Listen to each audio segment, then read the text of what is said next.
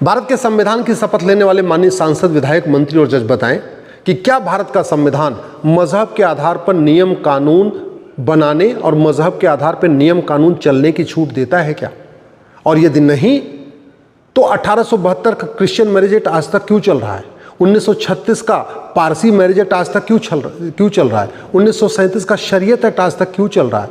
मजहब के आधार पे आज भी लगभग 20 से ज़्यादा नियम कानून चल रहे हैं। वो क्यों इसके ऊपर सुप्रीम कोर्ट में चर्चा नहीं हो रही है? क्यों इसके ऊपर संसद में चर्चा नहीं हो रही है? मैं संविधान की शपथ लेने वाले माननीय सांसद, विधायक, मंत्री और जज बताएं कि क्या भारत का संविधान मजहब के आधार पे मंत्रालय बनाने की छूट देता है क्या? क्या मजहब के आधार पे माइनॉरिटी कमीशन बनाने की छूट देता है क्या?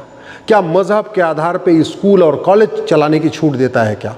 क्या मजहब के आधार पे लोन और वजीफा देने की छूट देता है क्या? क्या भारत का संविधान मजहब के आधार पे रिजर्वेशन करने की छूट देता है क्या? ठेके में रिजर्वेशन, नौकरी में रिजर्वेशन, कॉन्ट्रैक्ट में रिजर्वेशन, हर जगह मजहब के आधार पे।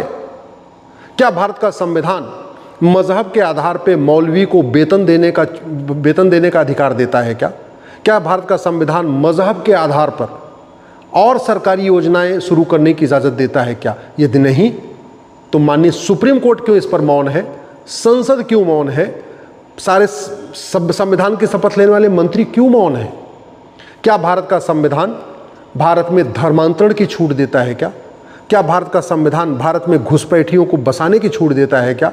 क्या भारत का संविधान भारत में घुसपैठियों को रहने की छूट देता है क्या? यदि नहीं तो घुसपैठिए भारत में क्यों है? धर्मांतरण भारत में क्यों हो रहा है?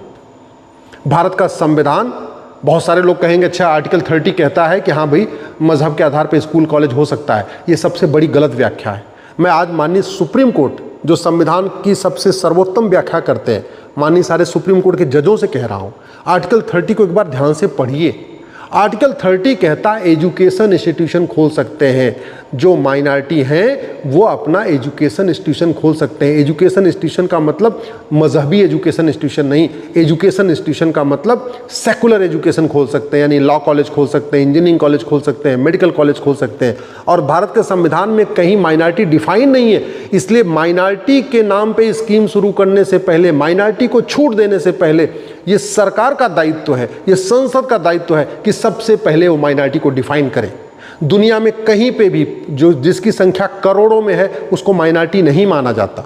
माइनॉरिटी की यूनिट 100 होती है, माइनॉरिटी की यूनिट 1000 होती है। अगर बहुत बड़ा देश है तो माइनॉरिटी की यूनिट लाख होती है, यानी कुछ 100 जिसकी संख्या हो या कुछ हज़ार जिसकी संख्या हो या कुछ लाख जिसकी संख्या हो, उसको माइनॉरिटी कहते हैं।